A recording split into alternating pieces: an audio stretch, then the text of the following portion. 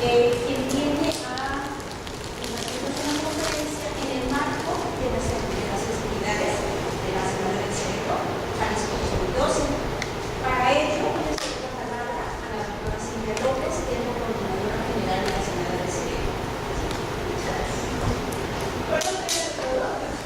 Un gusto otra vez estar aquí con ustedes, con el de la Semana del Cerebro. En esta ocasión les presentamos a nuestro Javier Plata.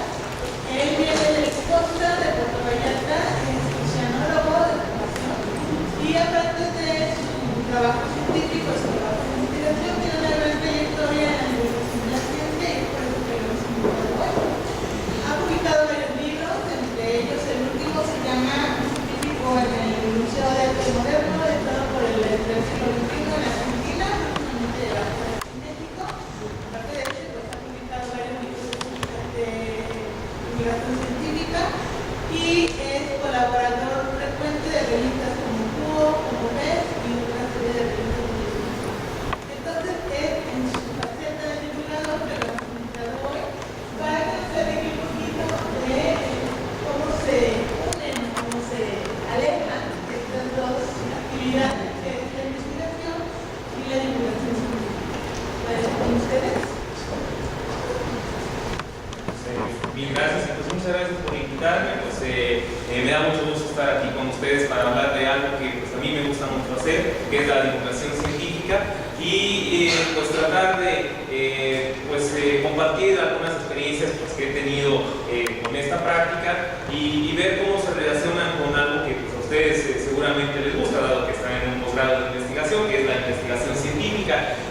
Muchas veces hay malos entendidos por nuestra formación que tenemos como investigadores con respecto a la divulgación, y por el lado de la divulgación quienes se dedican a ello, que no son investigadores, que hacen por ejemplo periodismo científico, o que son escritores, o que tienen otra formación, también tienen ciertos equívocos con respecto a por qué escribimos de cierta manera, por qué publicamos, por qué trabajamos de cierta forma. Entonces, por eso es que, abusando de mi formación o de formación, como oceanólogo, pues titulé El estrecho entre dos océanos para, como una metáfora, pues estos dos océanos son la investigación y la divulgación científica, que son actividades muy distintas, aunque estén relacionadas, y lo que las conecta, pues es este estrecho que es el que nosotros comunicamos la ciencia, ya sea a un público especializado o ya sea a nuestros colegas, y esta ciencia que estamos comunicando, pues en el caso de la divulgación, pues tiene que ser algo que sea correcto. Entonces, lo que debe de pasar a través de ese estrecho, pues es de nuestras explicaciones que damos sobre lo que estamos haciendo, y bueno, pues esas explicaciones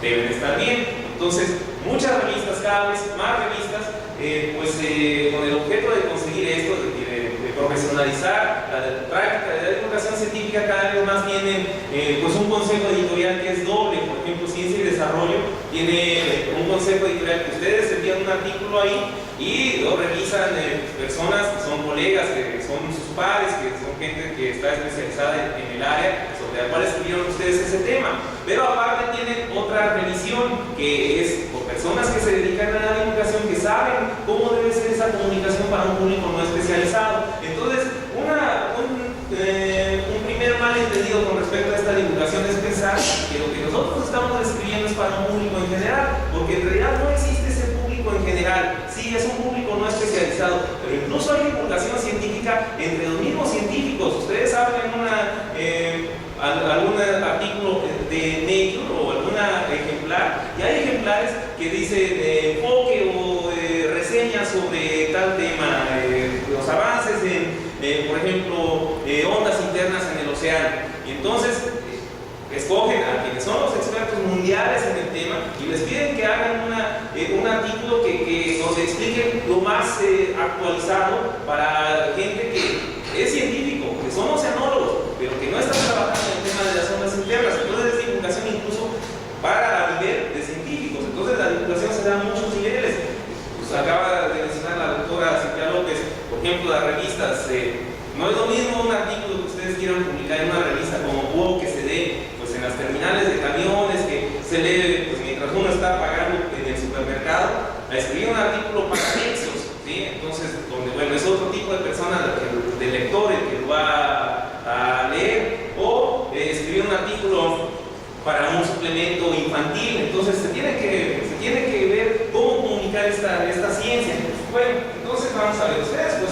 están muy pues, en contacto y entienden perfectamente que pues, la comunicación en la investigación científica, porque han ido seguramente a muchas reuniones científicas, pues se da pues, en coloquios, en simposios, en congresos, entre colegas. Y bueno, también han visto pues, que se publican las memorias de estos congresos, saben que en algunos casos, en algunas universidades, en algunos centros de investigación, se exige que los resultados de las mediciones que se están llevando a cabo en un laboratorio, pues se publiquen informes técnicos. Pero también saben que todo esto es literatura gris, que es literatura que no son artículos con arbitraje, ¿sí? No son artículos que estén sometidos a esa fuerte revisión con pares. Entonces, no sustituye a lo que a nosotros nos dan, pues que es parte fundamental de lo que nosotros hacemos, que es pues, el artículo científico. Entonces, todo lo que nosotros trabajamos durante meses, durante años incluso, lo que ustedes trabajan con sus directores de tesis, lo que ustedes trabajan con sus estudiantes, pues desemboca finalmente a este reporte de los resultados originales de su investigación, ¿sí? Entonces es inevitable, o sea, si no tenemos publicaciones científicas, pues no nos vuelven a dar no digamos el SNI, que es lo primero que nos van a correr, sino que además no nos vuelven a dar dinero para hacer otra investigación. Tenemos que, si nos dieron dinero, pues reportar lo que hicimos. Entonces no es cualquier cosa escribir un artículo científico. Entonces, a veces para quienes no están en la investigación, les cuesta mucho trabajo entender que nos evalúen por número de artículos publicados, pero se pierde o no ubican esto, que es el resultado de esta labor de síntesis, de esta labor de filtración. Nosotros tenemos muchas mediciones, tenemos muchos experimentos, pero finalmente llega el momento en que nosotros tenemos que organizar artificialmente eso. Tenemos que decir, bueno, ¿qué de aquí sirve para justificar? ¿Qué de aquí sirve para pues, las hipótesis que yo tenía, pues darles bases sólidas? ¿Sí? ¿Qué es lo que tengo que discutir? Entonces, no todo lo que medimos entra en un artículo, ¿sí? No, si no, imagínense, quedarían mamotretos de tesis de 200, 300 páginas, cuando ahora, porque hacia donde vamos es que las tesis tengan cada vez menor número de páginas, que incluso hay universidades que ya reportan 2, 3 artículos científicos que publicó el estudiante durante su formación como doctor, y pues una breve introducción que marca pues, el tema al cual se dedicó.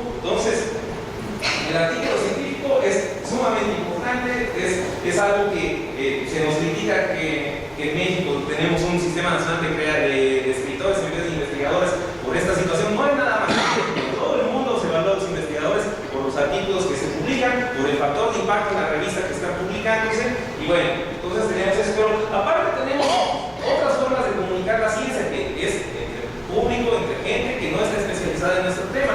Y bueno, eso tiene varios nombres. Algunos dicen, es que es comunicación de la ciencia, otros dicen, es popularización de la ciencia, incluso a veces peyorativamente, así como, no, a mí no me gusta porque no se profundiza en la divulgación, porque no llegan al fondo de esto. Por ejemplo, entre los físicos es muy común en mi área, es que si no pones ecuaciones no lo van a entender, no lo van a entender profundamente. ¿Cómo es posible que no hayas puesto la ecuación del modelo de Bayes que te explica esto? Entonces, no estás explicando nada, no se puede explicar, necesitas las matemáticas. Entonces, no hay que perder de vista que en un artículo de divulgación no queremos formar cientifiquitos, no es así como es que en este artículo, para que pueda entender esto, pues primero tengo que hablar de eso, pero también de esto, pero después, bueno, sí, pero no queremos formar gente especializada en neurociencias. Lo único que queremos es explicarle a alguien algo muy específico sobre nuestro tema, de por qué nos interesó eso, de qué manera impacta a la persona, al lector al que queremos llegar, y nada más. No es un tratado, ustedes tienen años de formación, entonces en 3, 4 páginas no van a conseguir formar a alguien de esa manera, y no es la intención. Es un error común pensar que es que lo que estamos haciendo es muy importante, es que ¿por qué no leen? ¿Por qué la gente no quiere saber estos estudios sobre las ratas y su comportamiento sexual? ¿Cómo? No entiendo, eso es sumamente importante, ¿sí? Bueno, sí, es importante para uno, y bueno, se está dedicando uno pues, horas. Sí, bueno, claro, pero es como, pónganse ustedes en el caso de una persona que quiere saber de sus finanzas, cómo llegar a fin de mes, y va y le pide un artículo a un contador para que le explique eso, y el contador dice, no, es que yo no te puedo explicar eso si primero no consideras qué tipo de crédito tienes, no te puedo explicar explicar eso si primero no sabes, por ejemplo, de Fray Luca Pacioli, acerca de cómo era el carro, los debe, la ver, de la partida doble? Entonces, primero te tengo que explicar también qué es el IED, cómo se pagan los impuestos en el SAT, cómo puedes tener descuentos. No, a ver, espera, es que si yo quisiera saber todo eso, pues habría estudiado contabilidad. Yo lo único que quiero saber es esto, que es lo que me interesa. Entonces, la vinculación es una labor más como de seducción, ¿sí? O sea, cuando alguien quiere saber algo sobre el tema que ustedes están escribiendo, como en un artículo científico, están forzados a leerlo. O sea, si ustedes dicen, no, pues quiero saber el comportamiento sexual de las ratas, y no sé qué, en laberintos, bla, bla, bla, estoy diciendo tonterías porque no es mi área, pero algo como eso. Entonces, pues van y leen el artículo de la doctora, o no saben qué es lo que está haciendo. Lo tienen que leer, o sea, ya tienen a sus lectores atrapados ahí. Pero cuando es un artículo de divulgación, no pueden hacer eso. Es como muchos de ustedes, la gran mayoría, o todos, pues, están jóvenes. Entonces, si tienen pareja o piensan tener pareja, es el equivalente a decir, a llegar con alguien y decir, mira, no, es que tú tienes que andar conmigo, porque mira, te voy a dar mi currículum, mira, soy doctor y voy a ser doctor, y mira, soy honesto, y mira, gano tanto al mes y eso, y mira, estas son mis características. Entonces, pues no, o sea, la persona va a quedar así como, no, lo que hacen ustedes es se acercan y dicen, mira, pues no quieres salir, a ver, ¿qué te gusta a ti? No, pues el cine, porque me gusta ver las películas de los vampiros estos adolescentes, ¿no? Entonces dicen, bueno, ¿por qué no vamos al cine? Porque a mí no me late tanto eso, pero sí la literatura de vampiros, sí, lo he leído a X o Y autor y a Drácula y no sé qué, y por ahí se van metiendo, así como la humedad se van colando, hasta que ya dentro de unos años pues ya están casados, tienen hijos, después ya depende de cada vez si es un final feliz, pero bueno, es esa labor de seducción, la del divulgador.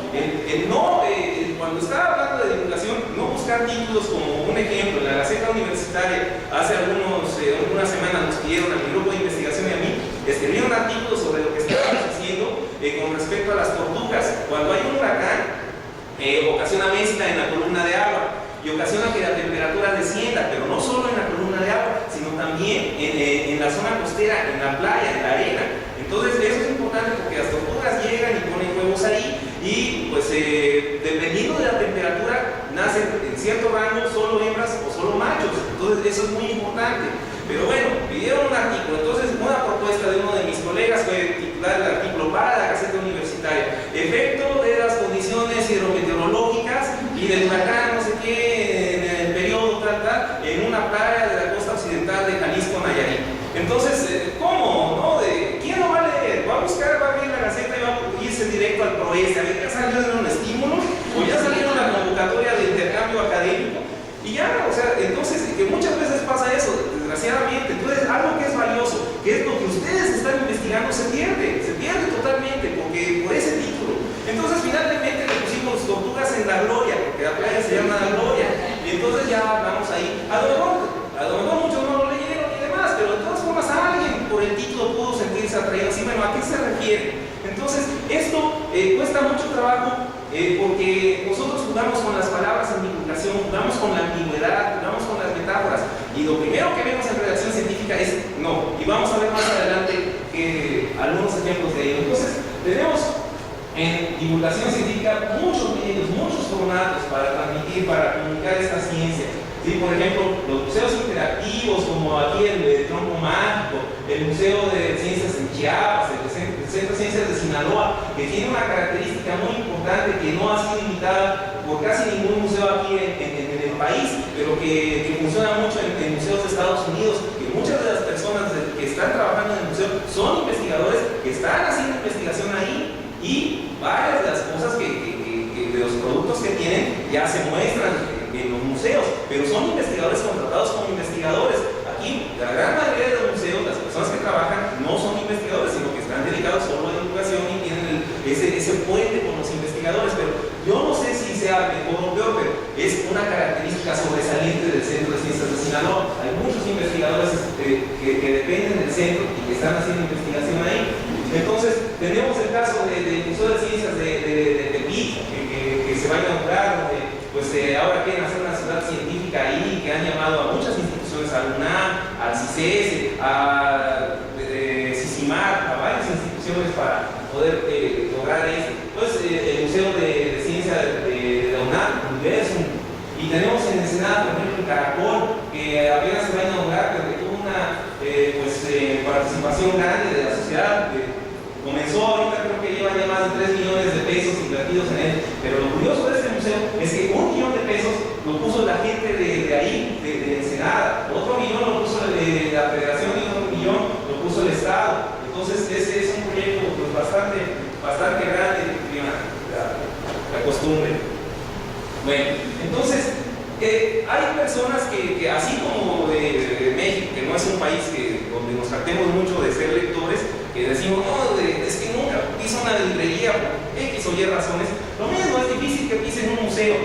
La vez que vine aquí con mis hijos a preguntar dónde está el Museo de Paleontología, porque lo desconocía, me decían, ¿de qué? ¿De pantografía? ¿De pinturas de aquí, donde muestran artesanías? Pues es que, y nadie ubicaba, preguntamos como a 20, 30 personas sin exagerar, nadie ubicaba dónde estaba el Museo de Paleontología.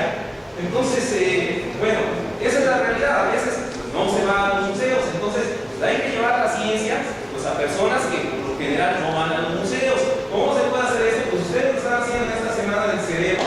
Pues en este caso estamos viendo el túnel de la ciencia en el metro de la raza, allá en el DF, que ha tenido pues a millones de personas han pasado por ahí, pues aunque están corriendo, de repente les llama la atención alguna imagen, rápidamente ven de qué se trata y ya se enteraron, por ejemplo, de que era una geometría fractal, así muy grosso, no vamos a ver algo sobre estas locuciones latinas, pero vaya, lo consiguieron captar su atención por un momento, ¿sí? Entonces, aquí en el dijeron, pues ustedes pusieron los carteles en esta Semana Internacional del Cerebro. También pues, tenemos el caso de festivales culturales, donde pasa la gente y pues, se siente atraída por algo que está viendo y pues uno tiene la oportunidad de hablar con ella sobre ciencia. Por ejemplo, en Puerto Vallarta, pues, la mayoría de nosotros no vamos a Vallarta pensando en visitar el Museo de Ciencia de la ciudad, porque además no existe, pero vamos pensando pues, en divertirnos, ¿no? En la playa, y así la fiesta, y pues, no sé, si les gusta tomar cerveza, pues la cerveza, echarnos una chela, etcétera, etcétera.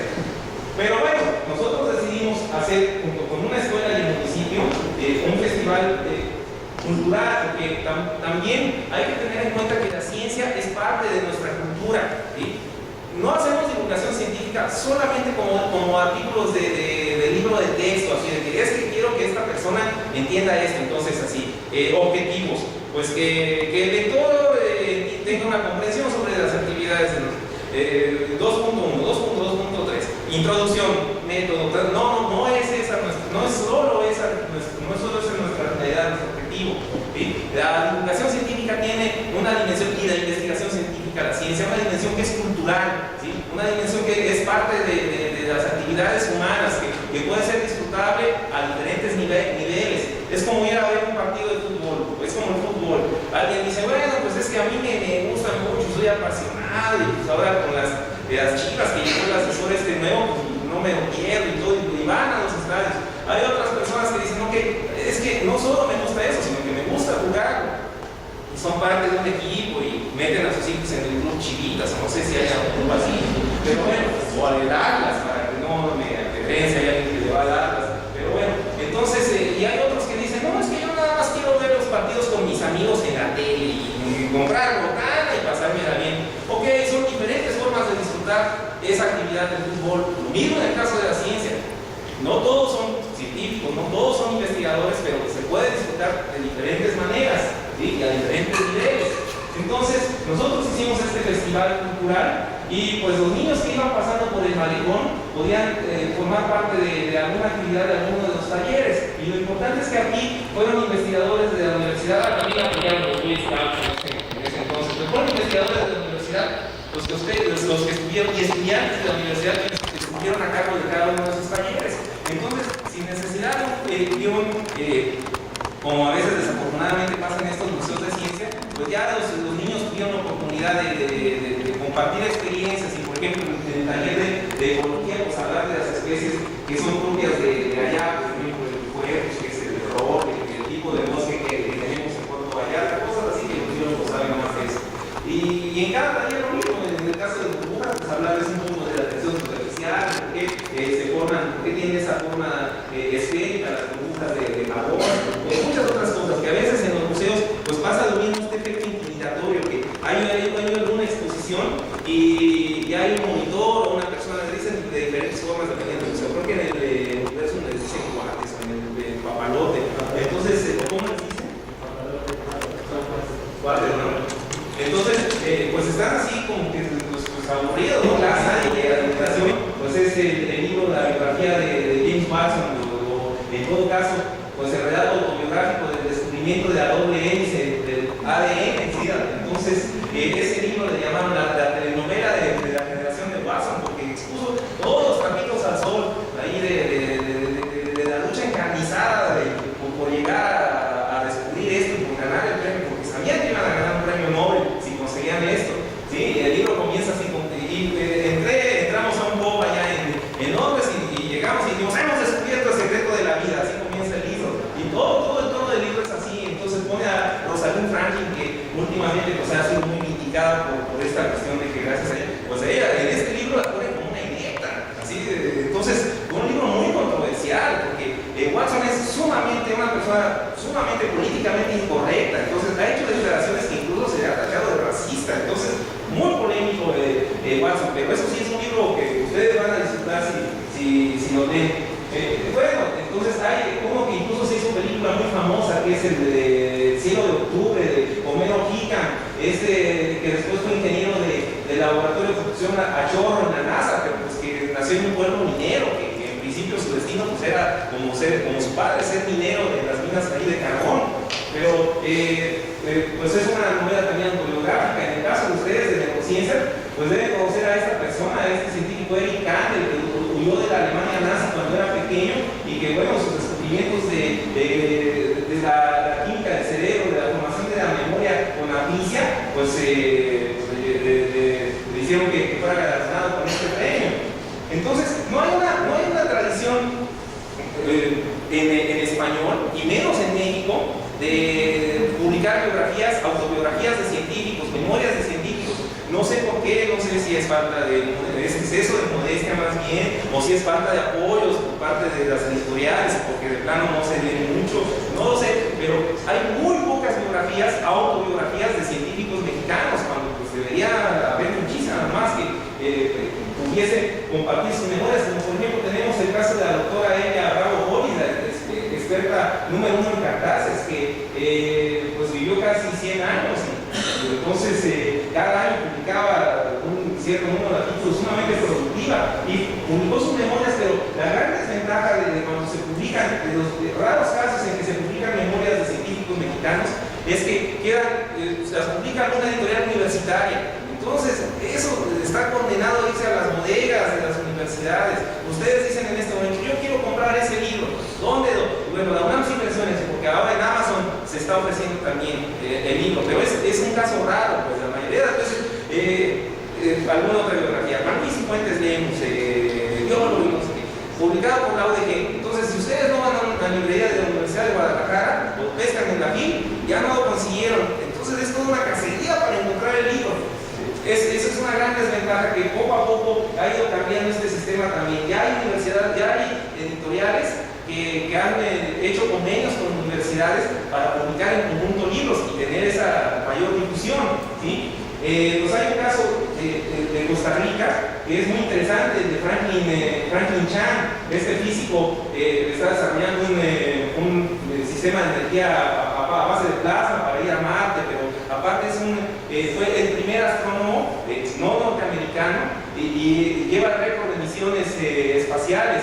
¿Sí? Entonces, todo un caso Franklin Chan, porque nació en Costa Rica en una época en que pues, el país era prácticamente rural, entonces a los 16 años envió una carta a la NASA para ver cómo podía hacerle para ser estudiante.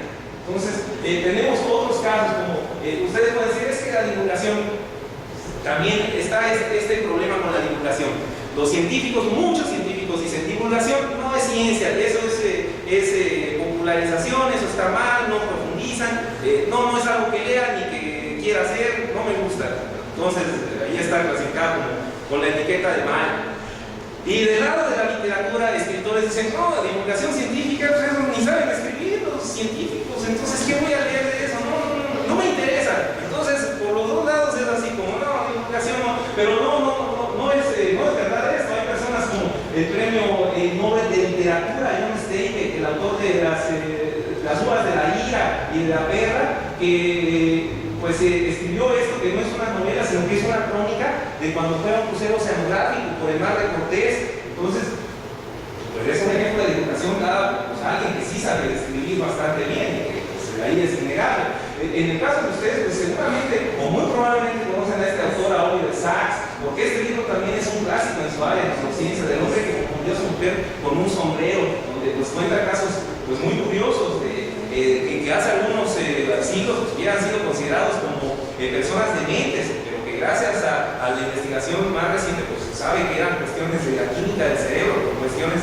de fisiología que eran curables. ¿Sí? Por ejemplo, cuenta el caso de una ancianita que empezó a escuchar voces, que empezó a escuchar que en su cerebro le cantaban las canciones de cuna que ya se le habían olvidado desde hace mucho, y ella fue con Oliver Sacks y le dijo, bueno, ¿qué pasa? Entonces empezó a tomar imágenes del cerebro, etcétera, y se dio cuenta que con un fármaco pues podía pues curar esta situación, pero ella dijo, no, déjela así, a mí me gustan esas canciones, lo único que quería saber es que no estaba loca. Entonces, también en el caso, también en su área de Robert Sapolsky, que tuvo una de estas becas para genios que les llaman la beca MacArthur, que si ustedes, alguno de ustedes más adelante consiguen una de esas becas, pues 3 años van a poder hacer lo que ustedes quieran. En 3 años no los van a molestar y les van a dar una cantidad bastante grande de dinero. Ya en 3 años, ya se verá qué pasa. Pero es una beca que les da muchísima libertad a quienes la reciben. Entonces Sapolsky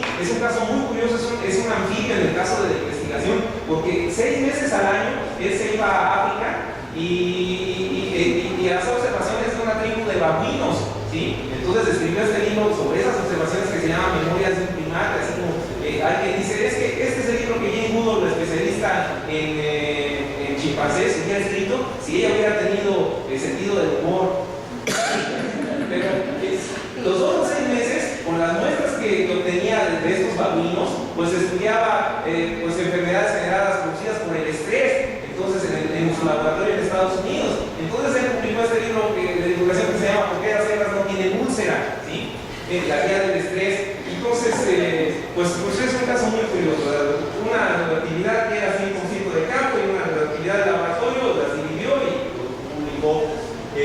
Bueno, tenemos el caso también de los ensayos científicos y pues este autor pues, es muy conocido, Asimov, porque pues, publicó durante su vida más de 300 libros y el mes que viene, enero, febrero, marzo, abril, no, en mayo se cumple un aniversario de su muerte, ¿sí? Tenemos pues en México varias personas que se dedican a escribir ensayos científicos, hay columnas en periódicos, pero la cultura y la ciencia o la ciencia como parte de la cultura es de las primeras cosas que se recortan en los periódicos. Ustedes pueden abrir un periódico y cada día tiene 6, 7 páginas de la afición o de deportes y que no sé qué ya dejó a Maricruz González o no sé cómo se llama y que no sé qué noticias que incluso no son estrictamente de deportes pero que tienen que ver con futbolistas y demás, pero ciencia es una página y a veces algunos periódicos es una página a la semana, ¿sí? Pero bueno, hay algunos que publican columnas como la de Luis González de Alba o como la de Martín Bonfil, la de Sergio de Régules, la del doctor Caligari, Alfonso Islas de la Universidad de Guadalajara. Entonces hay algunos libros de ensayos aquí, pues yo metí el mío, así como publicidad subliminal. Sí, bueno, hay diferentes colecciones editoriales y yo con esto les quiero mostrar que esas colecciones están pensadas para distintos tipos de lectores. Por ejemplo, en España tenemos Tusquets, que indica esta de Metatemas, que es carísima en México porque son libros editados en España.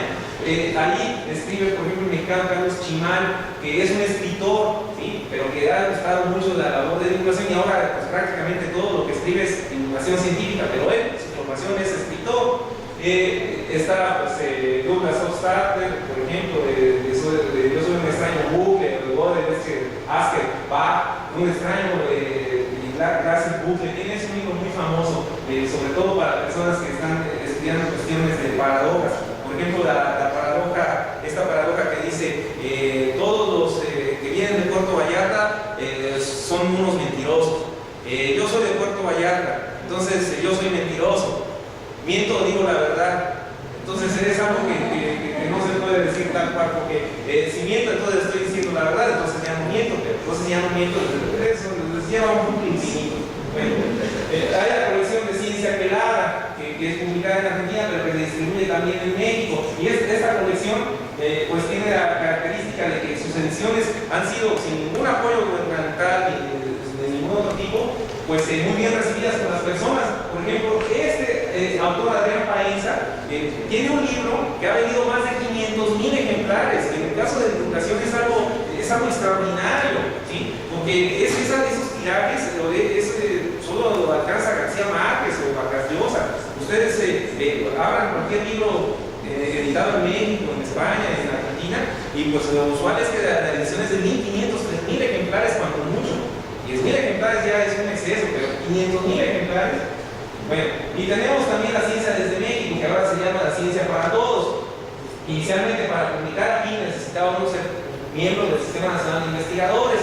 Entonces los años pasaron y comenzaron a ver que eso no les daba la garantía de que los libros que se estaban publicando tuvieran una calidad, buena calidad en términos de divulgación científica, un buen estilo narrativo. Entonces algunos están arrumbados ahí y solamente su autor y sus familiares lo tienen, porque parece somos una neurona de cerebro. ¿Qué pasaría si soy una neurona? ¿Cómo me comportaría? Y aquí estoy por... Entonces eso es algo que muchos se sienten incómodos con ese papel, pero bueno, se ha usado muchísimo. Por ejemplo, este es un clásico también de la literatura de divulgación científica, Los cazadores de microbios, que desató en su tiempo un pánico por los microorganismos en el cuerpo humano. Entonces muchos criticaron el libro y dijeron, pues en vez de ayudar más bien perjudicó, porque puso las cosas en blanco y negro, como que pues todo lo que hay en nuestro cuerpo pues hay que matarlo. Pues no, digo, es gracias a la simbiosis que se da entre varios de los microorganismos, los millones que tenemos, que podemos vivir, ¿sí? Entonces tenemos el caso de Carl Sagan, que con su única novela que publicó en vida de contacto, que se llevó con Jodie Foster a la pantalla, ¿sí? El caso del Nuevo Mundo de Mr. Tompkins, que los breviarios del Fondo de Cultura Económica lo publicaron como el nuevo breviario de Mr. Tompkins, ¿sí? Entonces este investigador, este físico, George Gamow, pues era todo un caso. Una vez publicó un artículo que uno de sus coautores se apellidaba algo así como Alfa. Entonces consiguió a otro que se apellidaba algo que sonaba Beta, y como él es Gamow, pues escribió un artículo Alfa, Beta, Gamma. Pero el que se apellida Beta jamás participó en el artículo, lo puso ahí porque se le hizo chistoso. Pero un gran físico, tenía una intuición física enorme, entonces sus contribuciones fueron mayúsculas en diferentes campos de la física.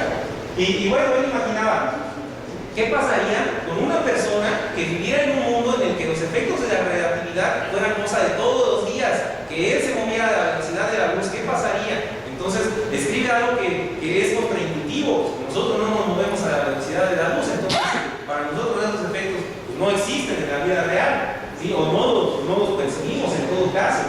Digo, existen, pero si no, no serviría el sistema de posicionamiento global, pero no es algo que percibamos. Entonces también tenemos el caso de Carl Gerasi, pues, que ha hecho una tecnología que publicó el Fondo de Cultura Económica, que pues habla también de todos pues todas las costumbres que tenemos en las tribus científicas, ¿sí? Por ejemplo, nos gusta el reconocimiento, pero no de cualquier persona, nos gusta el reconocimiento de nuestros colegas, ¿sí? Que pasemos a un congreso y que todos nos vean, sí, es si no es vaca sagrada, por lo menos es becerro de oro. Pues él publicó, muchos investigadores también le criticaron eso, porque critican mucho, por ejemplo, las peleas que hay por ser el primer autor en un artículo, toda serie de divorcios que ha habido cuando no estamos en el orden que queremos, divorcios y metafóricamente y realmente. Entonces, tengan cuidado, si eso ocasiona más de una pugna. Digo que allá tal persona es que me robó los datos, es que usó esos datos que no eran suyos, es que me robó al estudiante que yo tenía. Entonces, todo eso lo publica en su libro. Bueno, y tenemos el caso de esta obra de ciencia en teatro que se llama Oxígeno, que publicó en coautoría con el premio Nobel de King Carroll Bowman. Entonces, la divulgación, pues de nuevo, hay muchísimas personas que hacen desde premios Nobel de literatura o de química, de física, pues hasta periodistas, gente, escritores que no son investigadores. Entonces, ¿quién hace la divulgación? No es algo que alguien que deba hacerla, es en realidad quien pueda y quiera hacerla, o algo así como obligatorio de todos tenemos que escribir. No, pues claro que no. Entonces, él escribió esta obra de ciencia en teatro. Yo les comentaba ayer que en este libro viene una parte, que hay una sección que es una opereta, donde acerca del descubrimiento del oxígeno. Entonces, ahí el problema es que quieren darle el premio Nobel póstumo de química a quien descubrió el oxígeno. Entonces dicen, no hay ningún problema, es clarísimo, Lavoisier. Pero otro dice, no, es que bueno, él supo explicar que era oxígeno, pero él no sabía que era oxígeno, él todavía creía en el roquizo, no sé qué. Entonces, en realidad, el primero que lo publicó fue tal persona. Hay que darse a ver, no, bueno, él lo publicó, pero él no le puso nombre. El que le puso nombre fue él. Entonces, ¿a quién se lo damos? ¿Quién pide reconocimiento por un descubrimiento? Entonces, de eso habla este libro. Pero viene una parte que es una opereta. Entonces, Madame Lavoisier empieza a cantar así de oxígeno soy. Y los personajes empiezan así. Entonces dijeron, no, si eso querían representar esta obra en secundarias, en preparatorias en Estados Unidos, en high school, y dijeron, no, si empezamos con una opereta, pues todos se van a dormir o se van a salir o va a haber problemas. Entonces dijeron, ¿por qué no cambiamos esto y le ponemos un rap del oxígeno? Y lo cambiaron. Entonces hay versiones de esta obra donde viene un rap y empiezan ahí a bailar. Ustedes saben cómo, yo no lo puedo hacer, obviamente. Pero empiezan así el oxígeno, como no sé qué, toda la cosa. Bueno, entonces otra vez es para diferente tipo de público. Entonces tenemos el caso del doctor Julio Frenk en México, que con su obra que muchos leímos cuando éramos niños, Triptofanito, y cuando fue la gripe porcina, pues publicó esto, porque bueno, varios niños que sí estaban asustados, que no, pues qué pasa. Entonces publicó Triptofanito y la batalla contra la influenza. ¿Sí? Y para quienes no les gustan las matemáticas, pues hay esta novela de Ernest Beck que se lee como si fuera una novela de misterio, que es el teorema del oro. Entonces, para ir resolviendo el caso, ustedes tienen que ir aprendiendo de cálculo sobre límites, derivadas, integrales. Bueno, entonces pues, es una novela, ¿no? Pero vaya, al principio es un tema que es un poco árido para muchos de nosotros. Porque hay esta otra situación también. El analfabetismo científico no es penalizado en nuestra sociedad. Uno puede decir, no, es que, ¿qué estás haciendo? ¿Qué estudias? No, que la química del cerebro. Química, uy, no, es que yo la química la pasé así de noche y no me gusta y nunca me ha gustado y jamás voy a abrir un libro de química otra vez, porque además la química, los químicos son malos, ¿no? Todos los químicos, yo por eso compro nada más comida orgánica. Y la gente, uno lo comenta y no queda mal. La gente se ríe así de, a mí tampoco me gusta la química, ¿no? La física menos, matemáticas no es penalizado. Pero si en una reunión alguien dice, a ver, oye, que leíste algo de José Luis Borges, sí, leí, acabo de leer, pues, como Peña Nieto ahora en la no, pues a ver, ¿qué novelas ha leído? ¿O qué libros? No, pues este y este, no son ni decir la Biblia, cuando menos, ¿no? Según las encuestas, la mayoría de los mexicanos hemos leído Don Quijote de la Mancha, 100 años de soledad y no recuerdo cuál más. Eso es lo que dicen las encuestas, son los primeros que mencionamos. Pero bueno, entonces alguien sí es clasificado como inculto, como ignorante, así como no te acerques, ese de José Luis Borges, está peor que vos. Entonces, tenemos también divulgación escrita a través de los cómics. Muchos mencionaban ayer el caso que aquí no coloqué, pero que tienen razón, de Rius, que efectivamente con seres agachados y con muchas otras llevó a cientos de miles de personas, diferentes generaciones. Entonces, algunas veces sí se exageraba por esta cuestión de que eres vegetariano y pues sí comía así como lo peor, pero vaya, como sea, pues fue sumamente leído y muchas cuestiones que interesaban, como por ejemplo los métodos anticonceptivos, pues varios lo leyeron por primera vez y muchos por única vez, gracias a Rius. Tenemos el caso de Larry Bonney, que era un matemático que estaba estudiando en Harvard y que después dijo, pues me gusta mucho el dibujo y mejor se pasó a explicar a través de los cómics la ciencia, como la historia del universo, la química, la estadística. En la Universidad de Nagoya sacaron una serie que habla sobre geofísica, las regiones polares que son, la capa de ozono, el viento solar. Tenemos biografías como la de Richard Feynman, uno de los últimos grandes genios del siglo XX, que pues fue apenas publicada hace forma de cómic, ¿sí? Tenemos los cómics acerca de la búsqueda de la verdad matemática por Bertrand Russell y Alfred Weicker. Y tenemos incluso pues, en revistas como Scientific American, pues que la última página ponen en esta serie que tienen de Mining Issues, pues un cómic, ¿sí? Entonces hablan aquí, por ejemplo, de por qué se usaron los calamares pues, para estudiar las neuronas, ¿sí? Ustedes seguramente saben más de eso que yo. Entonces, tenemos el caso incluso de cartonistas que han influido muchísimo en el caso de la ciencia. Hay científicos que sus laboratorios están tapizados de cartones de Gary Larson, pero más que eso todavía, Gary Larson era una persona a la que le gustaba mucho la entomología y la biología. Entonces, hay cartones que si uno no sabe en qué se basa los principios científicos o las investigaciones en las que se basa el cartón, pues no lo entiende y así quedan como, pues bueno, y yo les comentaba ayer a los biólogos, pues hay unos náufragos que están en una mini islita y entonces uno de ellos le dice al otro, no te preocupes, estamos salvados, no vamos a pasar hambre porque está rodeada de estos moluscos y son unos moluscos que crecen en la zona intermareal. Eso significa que toda la isla va a quedar cubierta en algún momento por la marea, entonces pues cuáles están salvados, ¿no? Pero si uno no sabe eso, no se ríe. Entonces, es lo que tiene que caer plazo. Sí, son como los chistes que se cuentan así, los chistes matemáticos, ¿no? Yo les cuento un chiste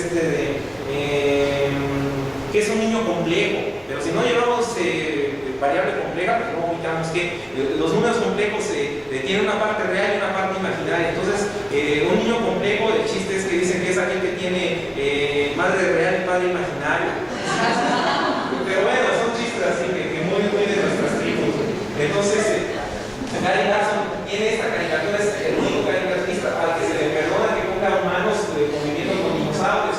Este estegosaurio tiene este conjunto de espinas que en la caricatura la persona que se las está mostrando dice, bueno, esto de aquí se llama tagonizador, bautizado en honor de Ta, quien murió pues, mientras descubría eso, ¿sí? O sea, el tagonizador, porque pues, le dieron.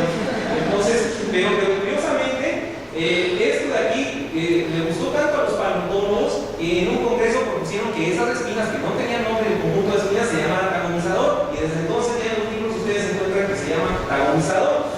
Entonces, hay divulgación científica también, dicen ustedes, no, bueno, es que yo no me gusta escribir artículos científicos, no quiero escribir artículos científicos. Bueno, la comunicación de la ciencia no solo se da a través de artículos científicos, se da pues, a través de pláticas, se da a través de la radio, con 5 o 10 minutos que alguien marca el teléfono del laboratorio y que les dice, ¿podría explicar pues, de lo que está usted investigando, qué consecuencias tiene tal o cual cosa que está pasando en ese momento? Digo, ok, está el programa de CONACYT de Radio Conciencia, que es nacional. Pues muchos crecimos con esta serie de Plaza Sésamo. Yo creo que ustedes todavía les tocó, ¿no? A lo mejor ya sos de la generación Barbie, nada más, ¿no? Yo creo que sí, ¿no? Sí veían Plaza Sésamo. Bueno, pero debido a Plaza Sésamo, pues con Plaza Sésamo surgió este concepto de entretenimiento, de educar mientras se entretenía a los niños. Ahora, desgraciadamente, pues ya vamos creciendo y hay algunos que quieren que uno los entretenga todavía, que se busquen que nos sigan entreteniendo. Entonces, pero tenemos Plaza Sésamo donde se han incluso explicado algunas cosas científicas. Pues tenemos la serie de Cosmos de Carl Sagan, la del mundo submarino de Jacques Cousteau, que esta es buena serie si quieren dormir a sus hijos o a sus hermanos. O si un día están muy cansados y dicen, ¿qué me puede regalar? Pues la ponen y ya el doblaje que tiene, pues es una serie que era un formato muy distinto a las series de ahora. Les decía ayer que incluso en el doblaje, no sé por qué, que lo doblaba como si fuera francés hablando en español. Entonces decía, el mundo submarino y ya se y así empezaba a sonar esa voz. ¿Cuáles son las ondas alfa, no? El cerebro empezaba a... Entonces, tenemos incluso pues, canales que se dedican ya exclusivamente a cuestiones de divulgación científica, ¿sí? Tenemos el mundo de Hickman que transmite el Instituto Politécnico Nacional, donde ya son otros formatos, ya son series muy ágiles. Ya, los niños, incluso hay niños que piden ver, es que yo quiero ver paseando con dinosaurios, yo quiero ver el futuro salvajes, porque ya no es lo mismo, digo, ya ahí se ven, ya no son ni siquiera los modelitos esos de plastilina que medio se movían, no, digo, ahora sí son inversiones grandes para que sea realista el documental,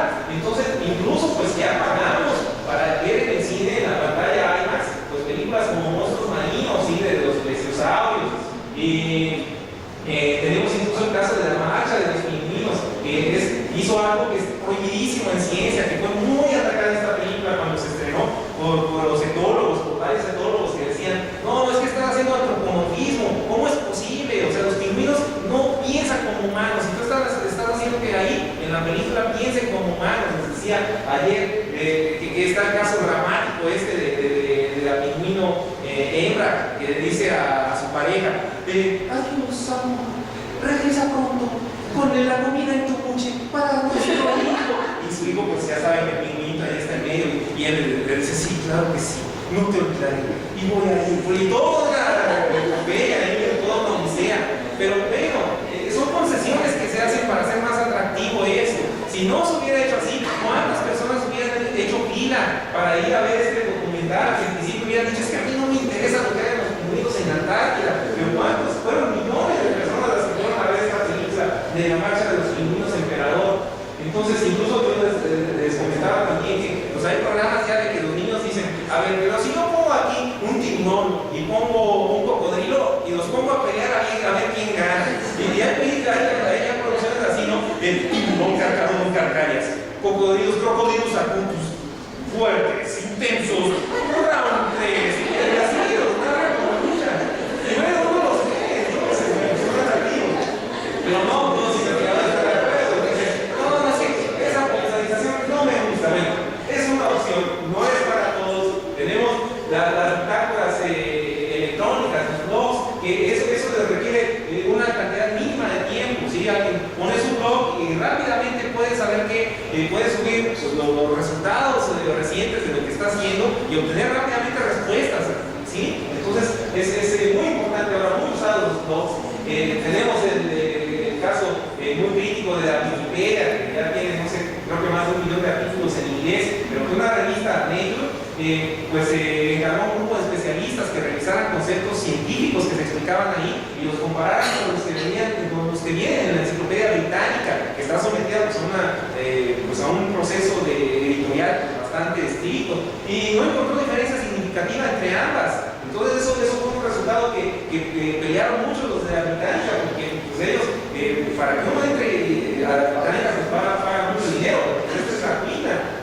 Entonces, en una editorial de Nature y en otra de Science, los editores decían, bueno, es que la Wikipedia está ahí, la podemos usar a favor o la podemos hacer como que no existe. Entonces, mejor usémosla. Mejor, si la podemos editar, pues rápidamente se puede actualizar, así como no se puede actualizar un libro de texto pues normal, corriente, ¿sí? Entonces, tenemos el caso del sociobiólogo Edward Wilson, que propuso pues, esta enciclopedia de la vida, que todas las especies vivientes de las que ya se conoce su taxonomía, pues fueran subidas a la red, porque este auditorio no alcanza si se ponen en papel, si se usa una página de papel para cada especie para almacenar esa información, pero en la red sí se puede, ¿sí? Entonces, ahí está este proyecto. Ahora, ¿por qué es importante también la divulgación científica, de tener una cultura científica? Pues para no caer en manos de los pseudocientíficos, de los charlatanes, como el caso de la película esta de ¿y tú qué? ¿Sabes? Y pónganle ahí lo que quieran, pero así se llamaba, ¿no? Battle Big No, en 2004, que mucha gente estaba impresionada con la película. No, es que sí, la mecánica cuántica, no, es que ahora sí que explica cómo puedes cambiar la realidad a partir de tu forma de pensar. Entonces, hacía toda una mezcolanza en cosas que son ciertas y que en ciencia se están investigando, y lo que ella pensaba, la creadora de la película, que es KZ9, esta norteamericana, que dice que canaliza a un dios que se llama Rama. Y pensamos, pueden buscar estos libros. Entonces, son libros donde ella canaliza lo que dice y se pone así como zombie y ya empieza a escribir, y eso se lo dicta a ese dios. Y bueno, que además vivía en la Antártida y convivía con dinosaurios, eso lo dice ella. Entonces, en estos libros, ustedes les puede llamar la atención que están mal escritos, pero no es que estén mal escritos. En la página 1 de ese libro dice que están escritos a propósito así para que ustedes también puedan canalizar las energías de una manera más eficiente. Así lo dice, vale, pasamos. Después, bueno, salió el paquete cuántico, ¿sí? Por el hoyo del conejo. Ya tenían su paquete cuántico si no querían gastar los $319, que puedes traer a un curso de 2 días dado por ella.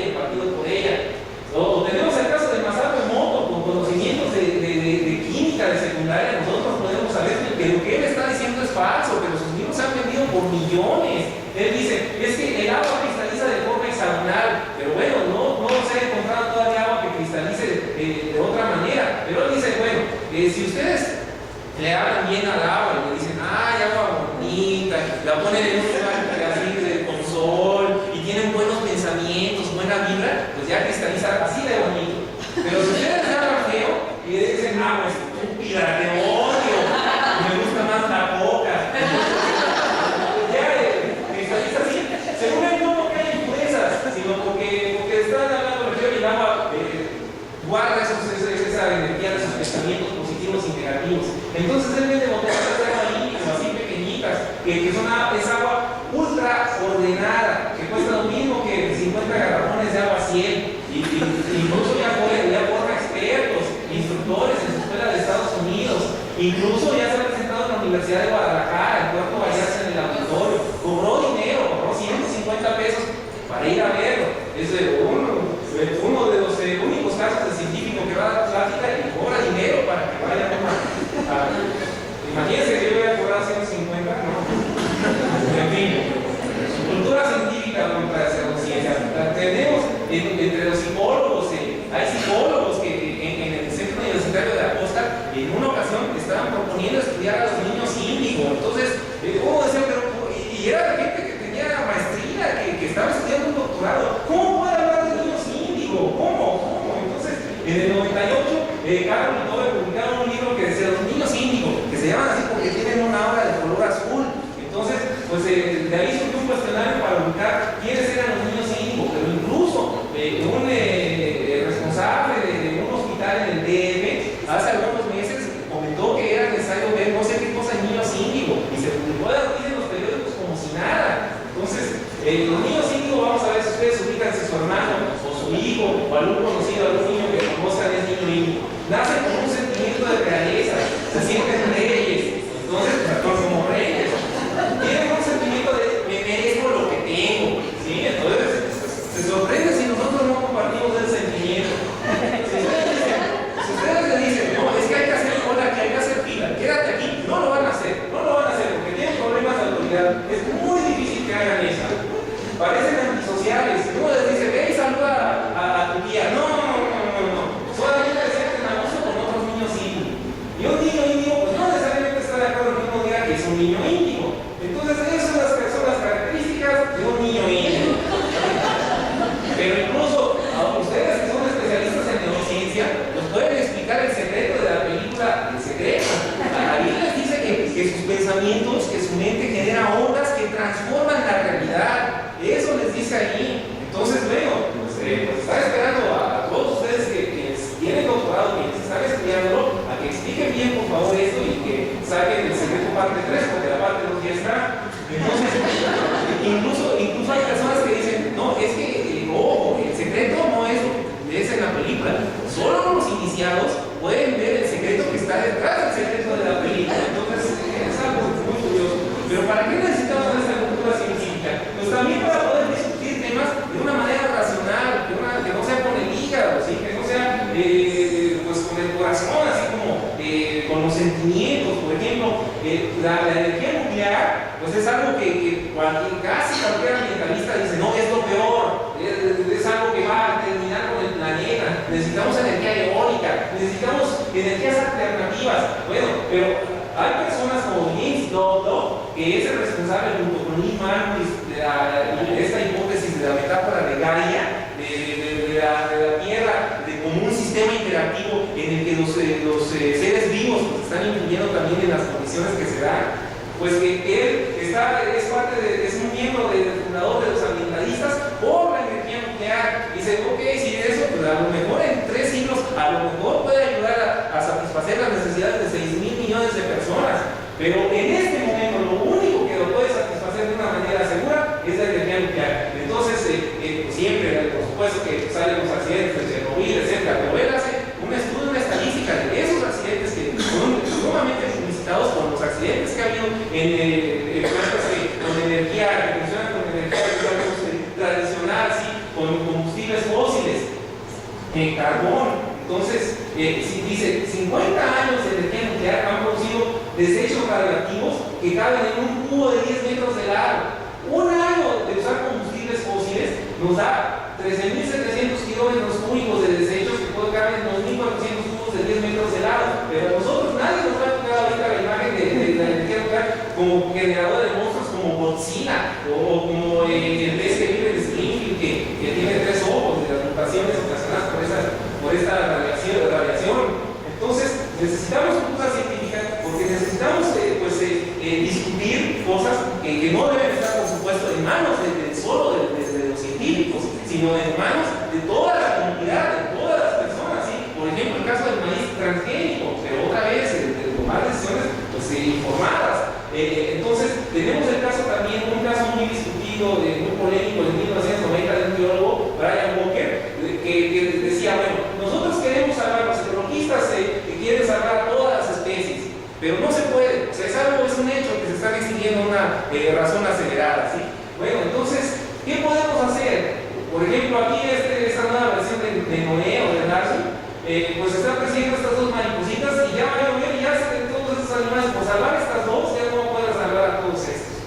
Entonces, él decía, bueno, hay un concepto que es biodiversidad y redundancia económica. ¿Qué significa? Vamos a ver con estos dendrogramas, con estos árboles filogenéticos, qué tan relacionadas están las especies entre sí. Entonces, por ejemplo, vemos que la pantera, con respecto al perro, pues tiene una diversidad genética mucho mayor, ¿sí? Entonces, bueno, salvemos a las que estén más separadas. Por ejemplo, si queremos, gracias a partir de este razonamiento, si tenemos que salvar una de estas dos, y nada más, bueno, es como la decisión de Sophie. Dicen, no, es que ojalá Sophie, que los más grandes que ubican esta película con Meryl Streep, que tenía que salvar desde los nazis a uno de los 2 niños, no era de que no, es que quiero salvar a los 2, mejor me muero yo también. No. O sea, tenía que salvar a uno. Pero, entonces, pues ya no me acuerdo si salvar al más chico o al más grande, pero lo mismo aquí, es una decisión que tenemos que tomar. Entonces, si estamos ante esta situación, o salvamos al lobo o salvamos a la pantera, pero pues el lobo y el perro pues están muy buenos. Ni modo lobo ya, adiós, y nos quedamos con la pantera. Digo, es una exageración, pero podemos llegar a ese nivel. Por ejemplo, se critica mucho que siempre queremos salvar animalitos tiernos, como el pandita, ¿no? Pobre pandita, ¿no? Entonces, pero otros que son más necesarios en cierto ecosistema, pues eso ni les hacemos caso. ¿Para qué tenemos cultura científica? Para no afiliarnos al Partido Verde. único partido ecologista en el mundo que tiene carteles como estos de pena de muerte para asesinos y secuestradores. ¿Sí? De ahí al pobre Tucán que está explotando el vino verde, pero como puede para hacer sus fiestas ahí en yates y demás. Su papá iba al mercado de Sonora en la Ciudad de México y había las cabras, les comentaba ayer, había las cabras de los pájaros, de las gallinas, los papalotes, y los echaba a volar así, vuela. O sea, esos 2 o 3 cuadras iban a morirse con la contaminación ahí, pero bueno, hacer ese tipo de cosas. Entonces, me regreso con esta cuestión de por qué, cuáles son estos malos entendidos entre divulgación y redacción científica. Bueno, parte de nuestra formación, nosotros sabemos que sin publicar, sin los artículos científicos, la ciencia está muerta, porque no sabemos qué está haciendo alguien en un laboratorio en Tokio o en un laboratorio en Argentina que esté estudiando lo mismo que nosotros, ¿sí? Entonces, por eso es esta caricatura de usando la línea de la alquimia a la química. Le dice este alquimista, ok, ya convertiste el plomo en oro, ok, hazlo de nuevo, escribe una descripción detallada de cómo lo hiciste, somételo a revisión por pares. Sí, si no publica, pues es como si no lo hubiera hecho. Entonces, Leonardo da Vinci es considerado por muchos estudiosos de su vida como el primer científico moderno. Hizo muchas contribuciones en áreas científicas, como en el caso de donde que yo estudié oceanografía, pues en dinámica de ríos hay muchas cosas que él descubrió primero, pero que se tuvieron que redescubrir 100 o 200 años después, porque pues, él no publicó nada, él todos sus apuntes pues, los hizo y los guardó, y bueno, ahora está el Códice Atlantis, o sea, se han ido, pues están dispersos por el mundo, y bueno, se han ido reuniendo, se han ido analizando y demás, pero en su tiempo pasaron 100 o 200 años para que alguien más llegara, para Galileo que volviera a explicar esta cuestión del tiro parabólico, cuando él tiene dibujos donde se ven trayectorias parabólicas, ¿sí? Entonces, con cuestiones de la inercia que él también estudió, pero bueno, no publicó, y pues 200 años estamos atrasados, pues estaríamos más adelantados, se hubiera publicado. Pero digo, no existía todavía un artículo, los artículos científicos como tales en esa época. Entonces, comparemos redacción literaria con redacción científica y con divulgación científica. Bueno, por lo no saben escribir. Es una de las críticas que oímos mucho en literatura. No saben escribir. Bueno, es que lo que hacemos no tiene casi nada que ver con nuestra habilidad literaria. Lo único que queremos en un artículo científico es un reporte de lo que hicimos, de nuestros resultados originales. Es lo más valioso que tenemos, algo que no existía y que nosotros hicimos, ¿sí? Y que lo estamos compartiendo con la comunidad científica. Entonces, nuestro único propósito es informar esos resultados. Entonces, investigación y divulgación son actividades que tienen sus características propias y que son muy distintas unas de otras, ¿sí? La redacción del artículo científico tiene reglas muy distintas a la redacción de un artículo de divulgación científico. El arbitraje de un artículo científico es muy distinto al arbitraje de un artículo de divulgación científica. Hay investigadores que se enojan mucho porque mandan un artículo a una revista de divulgación y lo rechazan. No sé cómo. A mí me publica Journal of Geophysical Research y me quieren rechazar esta revista patito de... ¿Cómo? Bueno, es que es distinto el propósito. O sea, no se está rechazando por la cuestión de que la ciencia que esté ahí sea incorrecta, por supuesto, o que no sea trascendente, sino de por cómo lo está comunicando. Entonces, aquí les pongo este diablito porque hay una cuestión que ha molestado mucho, con justa razón, tanto a divulgadores como a investigadores, que es el hecho de a veces reportar artículos de divulgación científica como si fueran artículos de investigación científica. Son dos cosas distintas, entonces por supuesto no se vale y es una cuestión que daña mucho tanto a la divulgación como a la investigación. Entonces no es el caso, otra vez, aclaro, pero yo les pongo el ejemplo de a veces hay artículos que tienen, o que a propósito les ponemos títulos que parecen mucho un artículo de investigación: modelado de sistemas en tiempo real utilizando, y voy a hacer una tontería, utilizando redes neurales. Entonces dicen, pues hay cartazo de artículo científico, ¿no? Se publicó en Alex Zero, que es una revista con arbitraje y que es una revista indexada, pero es una revista de divulgación, no es una revista de investigación, no es una revista científica, es de divulgación científica. Pero bueno, lo reportan y aparece ahí en SNI, en Promeco, artículo con arbitraje indexado. Entonces, pues no, tienen que poner que es un artículo de divulgación, pero no se hace. Entonces, pues no es algo ético, ¿no? Entonces hay que tratar pues, de no caer en esta práctica, ¿sí? Entonces tenemos manuales de estilo para dar y regalar en redacción científica. Algunos los usamos conscientemente, otros no. Por ejemplo, los biólogos usan este, ¿sí? Muchísimo. Aquí me imagino que van a estar ustedes muy familiarizados, aunque cada que ponen tierras 1976, pues están usando la forma de citar referencias que establece el APA. Entonces, son tres las características que nos enseñan en redacción científica. La precisión, usemos las palabras que comunican exactamente lo que nosotros queremos decir, ser muy preciso, no poner vaguedades o no poner cosas que puedan generar ambigüedad. Por ejemplo, el blanco se distribuyó mejor en ambas bahías, pero ¿a qué te refieres con mejor? O el propósito de este trabajo, determinar la fauna intestinal, determinar qué, determinar la concentración, la abundancia, la riqueza, ¿qué cosa? Las larvas recién nacidas, pues de color miel, pues ¿cuál es el color miel? O sea, digo, hay miel que es casi amarilla, ¿no? Y hay miel que es muy oscura, entonces hay que ser muy preciso. Tenemos que ser muy claros, entender, leer de manera sencilla lo que escribimos, pero caemos mucho en esta práctica. Ustedes abran una tesis de doctorado o de maestría o de licenciatura y se van a encontrar tabiques de información así. De 3 palabras en lugar de 5, pues usan 3 palabras. Por eso es que nosotros usamos pues, los tecnicismos. ¿Por qué? Porque en vez de poner todo un párrafo que explique, que en mi caso, por ejemplo, de oceanología, ¿qué es una surgencia? Si yo publico algo para colegas oceanólogos, si yo escribo surgencia, todo el mundo va a entender a qué me refiero. Por eso es que usamos esas palabras para comunicar algo de manera más clara, sencilla, sin ambigüedades, más breve. Pero a veces cometemos el error de usar esas palabras pues como escudos, ¿sí? Así como mejor confundir que ser claro, ¿sí? Ante la duda confundir. Entonces, por ejemplo, pues, brevedad, los muestreos fueron un total de 27 que se realizaron por la noche, mejor se hicieron 27 por la noche muestreos. Las observaciones con respecto, así párrafos enormes de información, bueno, que se puede poner de una forma más breve. La temperatura y salinidad variaron en un rango de tal a tal en las localidades, punto. Pero esos vicios, que ya son vicios que no se deben cometer en redacción científica, son todavía peores cuando los llevamos al caso de un artículo de divulgación, porque distraen al lector de lo fundamental del artículo, ¿sí? De lo que realmente queremos hablar. Entonces, caemos en el vicio de la verbosidad, de usar de manera excesiva palabras para comunicar una idea. Entonces, como que ya no suena más elegante, ya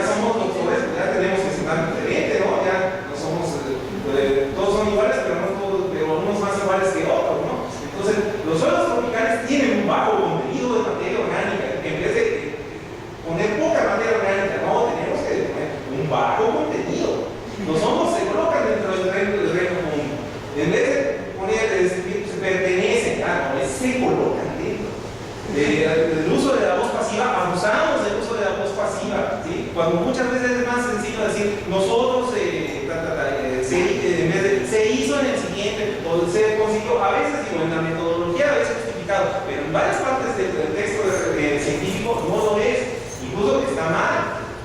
Las pruebas fueron clasificadas como frías, bla, bla, bla, y bla, bla, bla. Entonces, en vez de clasificadas como frías, ya eran como calientes, ¿sí? Entonces, ya cometemos el vicio de empezar a hablar incluso en la conversación normal, ya no decimos aunque, ya decimos a pesar del hecho que, en vez de durante, ya hablamos durante el transcurso de, por ejemplo, en el caso de los experimentos, se realizaron los siguientes experimentos, se llevaron a cabo los siguientes experimentos, o sea, ya comienzan, ¿cuántos párrafos comienzan a hacer investigación?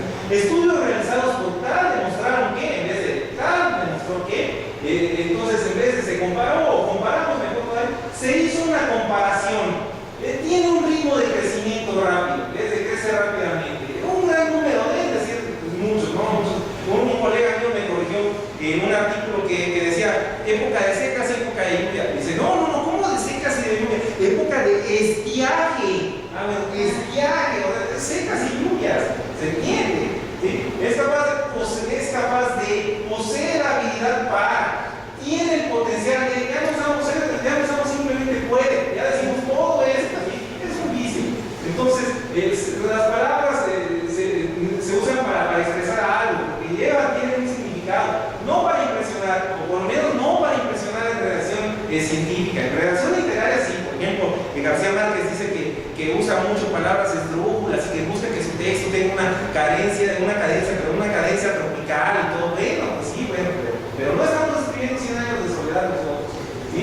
Entonces, tenemos que usar palabras comunes en vez de términos rebuscados, ¿sí? Entonces, yo con esto no estoy diciendo que, por supuesto, no usemos los tecnicismos, nuestro argot, nuestra jerga, cuando es necesario, cuando se tiene que, cuando es más sencillo, pues decir algo a través de ella que de otra manera. A veces es totalmente innecesario usar palabras complejas y raras si nuestro objetivo es impresionar al colega o al lector. De escritores que les pongo aquí que en vez de usar, utilizan, ¿sí?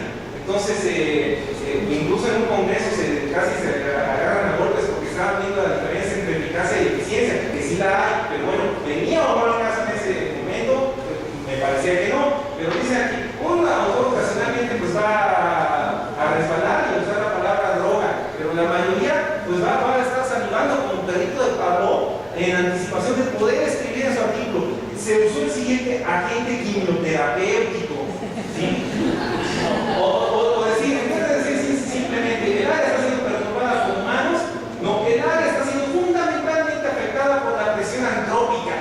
Y lo mismo, hay congresos donde me ha tocado que discuten la diferencia entre antrópico y antropogénico. Bueno, viene o no al caso en ese momento. Entonces, en la página de red de nuestro grupo de investigación, un investigador que puso origen andrógeno. Entonces, pues ahí sí resbaló feo, ¿no? Porque género significa origen, además no era andrógeno, y lo que quería decir era antropogénico. Pero bueno, entonces a veces caemos por ese vicio, ya ni nos fijamos y caemos en ese tipo de errores, ¿sí?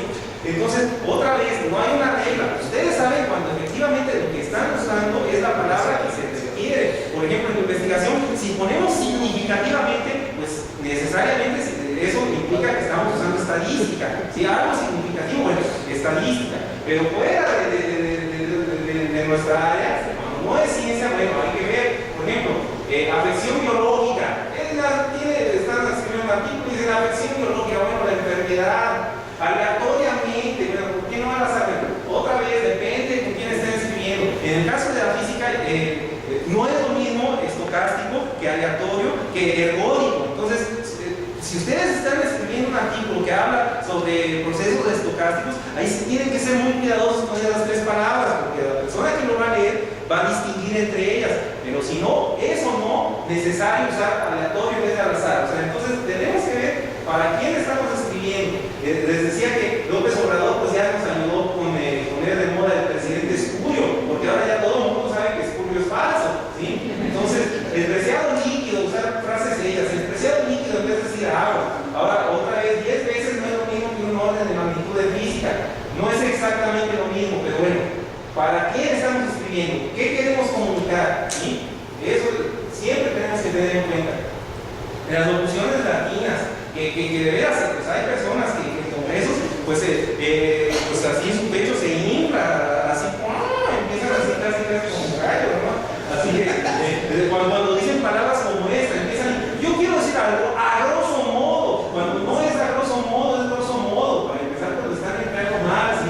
entonces como que suena muy elegante, ¿no? Les decía que ciencias sociales emplean mucho eso y hagan de cuenta que eso ya los transforma en algo, criaturas privilegiadas. Cuando dicen per se, vamos a discutir esto per se, entonces, no, se abre el cielo. Entonces, digo, y hay otras que nosotros, para nosotros es muy común su uso, nadie se asusta y pues, si decimos in situ, si decimos in vitro, en vivo, pues eso hay que ver otra vez con quién nos estamos comunicando, pero hay otras que a lo mejor al límite pues, no lo usamos nosotros, ¿no? A lo mejor pues vamos a hacer esto de nomo, o sea, a lo mejor no usamos eso, ¿no? Entonces hay que ver.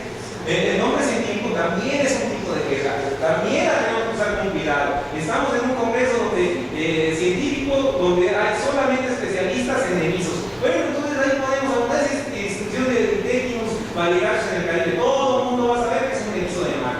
Estamos en un congreso de oceanografía donde hay gente que no es biólogo como yo. Pues yo no tengo la obligación de saber qué es Litéricus, que esto es un erizo. Entonces, esto no está de más poder. El erizo de mar anda. ¿Sí? Entonces, no perdamos de vista, queremos comunicarnos. Pero entonces, ¿cuáles son algunos de estos malos entendidos que hay entre personas que se dedican a la divulgación, personas que se dedican a la investigación? Bueno, en un congreso, en el congreso pasado de divulgación científica, hubo una persona que estaba desarrollando a partir de resultados de la investigación de alguien, que estaba desarrollando estos, ¿cómo se llaman? Podcasts para bajar en el iPod y cápsulas de información y todo. Entonces, pues el investigador pues, le dio todos sus artículos que tenía para que desarrollara el material a partir de ahí. Entonces ella se quejaba, estaba indignada, decía, ¿cómo? ¿Por qué? Ya estamos cansados de que los científicos nos den estas tablas tan horribles. O sea, estas tablas en blanco y negro, estas figuras en gris. O sea, ¿por qué no hacen algo bonito, algo a color, algo con... obviamente es por ignorancia, no entienden que la preparación de una tabla, de una gráfica es todo un arte, pues no entienden todas las reglas que se siguen, no poner líneas verticales, el que la tabla se vea de forma vertical, por qué tiene que estar como una tabla, por qué tiene que estar como una figura. Entonces, tal vez en alguna práctica, cuando ustedes están comenzando, pues en Excel generaron este tipo de gráficas, que así bien bonitas, en tercera dimensión. Entonces llegaron a reportar los resultados en esta y seguramente les dijeron, no hagas esto.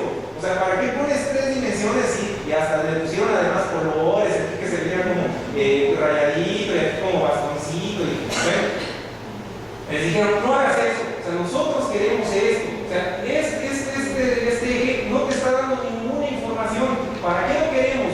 No le pongas color. El color no se justifica cuando es una publicación en una revista científica porque cuesta dinero. Entonces, ¿para qué van a poner algo color si no se justifica? Divulgación científica es otra cosa. Por ejemplo, esta tabla que se publica en una de las última página de la revista de Scientific American cada mes.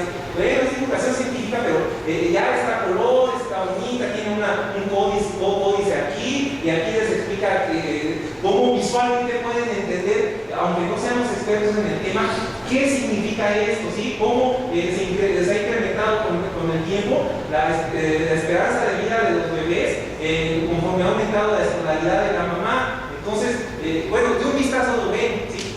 Bueno, es otro propósito, es divulgación. Entonces, en divulgación muchas veces quieren que presentemos esto. Y bueno, tienen razón, dicen, es que queremos un mapa que esté bonito, que esté a colores, que se vea que aquí está Nueva Vallarta, que las diferentes profundidades de la bahía pues aparezcan con distintos colores, así como ubica que lo más oscuro es lo más profundo y lo más clarito pues es lo más somero, ¿sí? Pero esto es impublicable en una revista de ciencia. Entonces nosotros lo que tenemos y lo que les presentamos en un congreso de investigación pues son este tipo de gráficas. Entonces pues sí, en divulgación dicen, no, ¿qué es esto? Esto está horrible, no tiene color, ¿y qué es todo esto de la información? O sea, es apabullar al lector, ¿no? O sea, esto no se puede presentar en algo de divulgación tal como está, sí, esto y la frecuencia de cómo está, yo no quería saber nada para empezar de eso.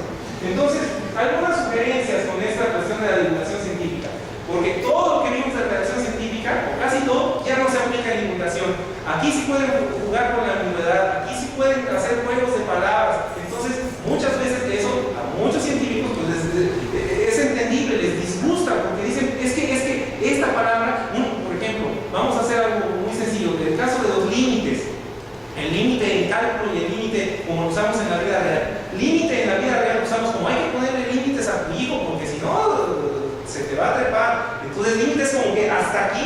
Pero en el caso de cálculo, límite tiene un significado muy específico. Un límite es el valor al que se aproxima una función cuando en el eje de las abscisas el valor de x se aproxima a un cierto a, ¿sí? Entonces, bueno, pero eso, o sea, son cosas distintas, ¿sí? Entonces, por eso a veces cuesta mucho trabajo cuando estamos viendo por primera vez el cálculo, entender que es un límite, porque ya tenemos una idea de que es un límite, pues como lo usamos nosotros. Pero bueno, entonces hay que clarificar nuestras ideas, hay que, no queremos formar científicos, no podemos formarlos con un texto de 3 páginas. Entonces tenemos que identificar la idea que nos va a guiar. O sea, quiero hablar en este artículo solamente de esta cosa. Quiero que quede claro esto nada más. Bueno, ¿qué necesitas para que el lector entienda eso y nada más? ¿Sí? Entonces, todavía quedaría de entender eso, pero nada más. Y hay que pensar en todo nuestro lector.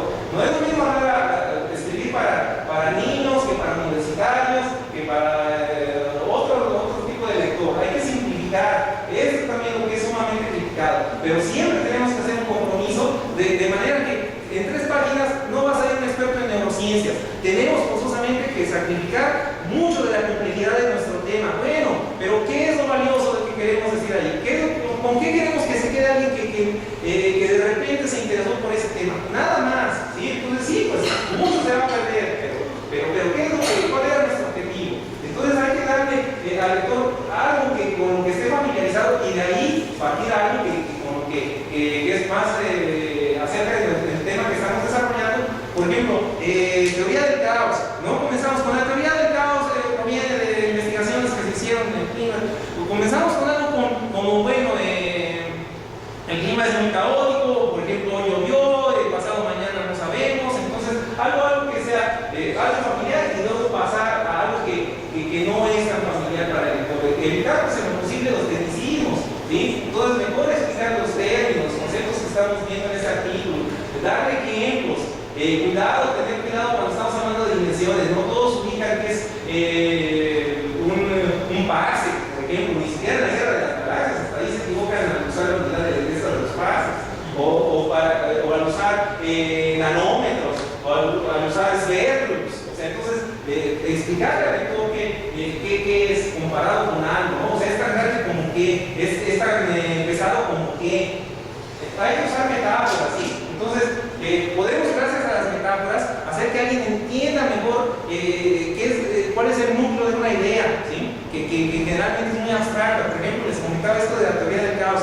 A lo mejor no todos ubican que caos, pues en el área de la física, pues significa qué tan sensible es un sistema a variaciones en sus condiciones iniciales, de manera que el sistema se vuelve caótico e impredecible, usando pues, ecuaciones, ya se vuelve no determinista, ¿sí? Entonces, en vez de explicar todo ese rollo, decimos, bueno, vamos a hablar de ¿cómo se llama? La mariposa, ¿sí? Del efecto mariposa. Entonces, mira, imagínate tú que una mariposa agita sus alas en tal lugar, aquí en Guadalajara, y eso, una variación tan pequeñita que no consideraste a la hora de hacer tus cálculos para predecir el clima, puede generar que en otro lugar hay un huracán, que tú no habías predicho que se iba a formar ese huracán. Entonces, muchas veces el problema con la metáfora es que pues se saca del contexto para el cual fue creada. Entonces, ya llegan personas de New Age, de pseudociencia, y todos dicen, no, es que el efecto mariposa significa que todo el mundo está conectado. Lo que tú haces aquí, pues ocasiona que una persona ya no tenga amor allá. Entonces, debemos agarrarnos nuestras manos y todo cool. Entonces, a veces hay ese problema. Por ejemplo, hasta las leyes de Newton se han tocado así. O sea, que ustedes dicen, ¿qué puede haber ahí? Bueno, hay gente que habla. Es que la ley de la reacción y la reacción, la tercera ley de Newton, es una ley karmática. Lo que tú le haces a una persona se te va a regresar con la misma intensidad. Entonces, cuando dicen, pues eso, obviamente Newton no estaba pensando en eso cuando digo para nada. Entonces, sí, entonces hay que evitar ejemplos. Bueno, ¿qué más? Evitar pues, que ustedes sean largos y monótonos. Aquí sí le podemos dar variedad de hablar de escrito. Tenemos que hablar en primera persona en la medida que sea posible. Yo o nosotros en el laboratorio hicimos evitar el uso de clichés, de frases hechas. Por ejemplo, si ustedes van a la facultad donde yo estudié, 3/4 partes, o más bien 3/4 partes de la biblioteca que está donde se encuentran las tesis de licenciatura de sociología, empiezan así. 3/4 de la superficie terrestre están cubiertas de agua. Pues sí, pero bueno, o sea, eso, digo, es una frase que ya es como hablar también del desarrollo sustentable. El desarrollo sustentable consta de 3 pilares: el económico, el social y el ambiental. Y ustedes van a ver desde políticos hasta investigadores repitiendo así como credos. Entonces hay que leer el texto en voz alta para evitar los errores de ritmo. Digo, es divulgación, es otra cosa. Hay que jugar, aquí sí se vale jugar con las palabras. Hay un artículo que yo escribí hace tiempo que se llama Encarando la estadística, donde encarando se refiere, bueno, a enfrentar y también a ponerle caras a la estadística, porque hay algo que se conoce como caras o rostros de Chernoff, que se usan en estadística multivariada para que visualmente ubiquen el peso que tiene cada variable, ¿sí? Entonces, bueno, aquí sí se puede, obviamente en redacción científica no. Y bueno, tener diccionarios, estudiar la ortografía, no, pues qué bueno que cuando nos entregan pues nuestro título de doctor fuera así como una varita mágica y ay, ahora sí ya sabes escribir, ya eres doctor. Entonces, pero no pasa así. O sea, entonces, pues hay que tener a mano diccionarios, hay que tener la ortografía, porque pues, puede ser de tal como para este caso, el puerquito le dice, ¿qué más mi caso con Z? Y toma, mira, así su chicharrón ahí. Y entonces, para terminar, pues podemos escribir algo de esta manera. ¿Le parece al presente escritor que no es inconcebible sugerir que el resultado de esta empresa marítima puede indicar un posible descubrimiento de un probablemente nuevo continente? O podemos escribir, pienso que descubrí América. Entonces, bueno, y pues eso es lo que quería compartir con ustedes, estas cuestiones que a veces, como les comentaba, es debido pues a nuestra formación, que nosotros tenemos años donde se nos enseña a escribir de cierta manera. Queremos hacer ahora una divulgación y encontramos que todo eso así, no, ya tiene que cambiar. Entonces, ahí es donde tenemos que hallar la forma de comunicar mejor pues, nuestras experiencias y conocimiento científico que queremos compartir. Y bueno, eso es todo. ¿Preguntas?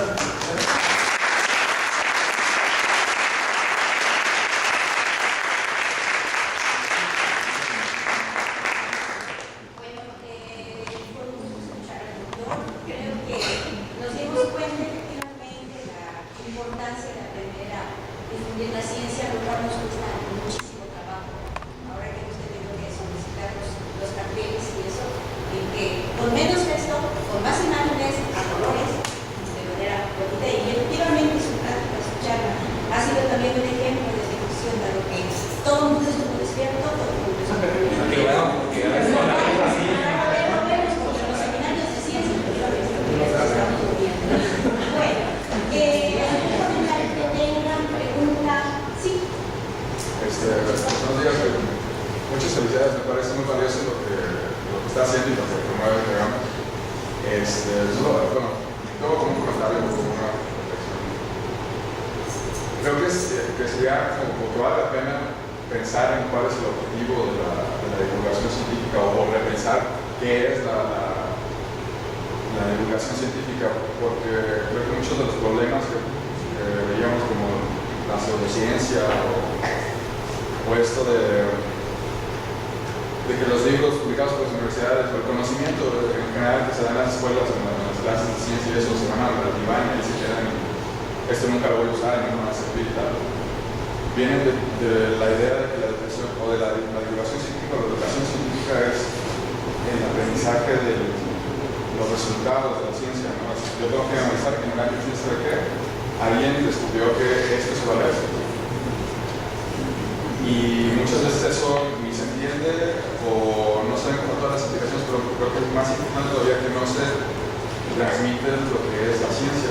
Bueno, yo creo que la ciencia no es el cuerpo del conocimiento, sino es el proceso y las actitudes que... Entonces, sí, como encontrar una manera en la que se transmita la curiosidad que tenemos todos. O sea, no importa tanto si el lector o el que escucha se va con que a 1000 metros de profundidad ya no hay luz o una cosa así.